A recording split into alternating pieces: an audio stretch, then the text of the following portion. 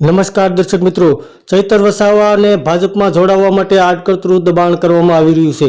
તો છેલ્લા ઘણા સમયથી વનકર્મીઓએ જે ફરિયાદ કરી હતી તેના અનુસંધાને આમ આદમી પાર્ટી ડેડિયાપાડાના ધારાસભ્ય ફરાર હતા અને હાલમાં જ તેઓએ પોલીસ સ્ટેશનમાં જઈ અને સરેન્ડર કર્યું છે.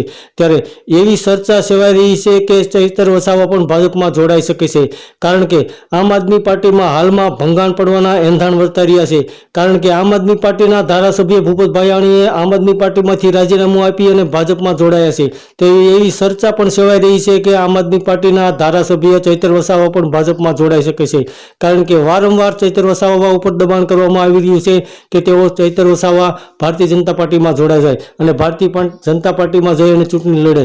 ત્યારે ચૈતર વસાવાના પત્નીએ અને આમ આદમી પાર્ટીના મોટા નેતાઓએ પણ ભારતીય જનતા પાર્ટી ઉપર આરોપ લગાવ્યા હતા કે તેઓ ચૈતર વસાવાને દબાણ કરી અને ભાજપમાં લઈ જવા માંગે છે. તો હાલમાં તો ચૈતર વસાવા ફરાર હતા અને હાજર થયા છે અને તેના ઉપર આડકતરી રીતે ભાજપમાં જોડાવાનું દબાણ કરવામાં આવી રહ્યું છે.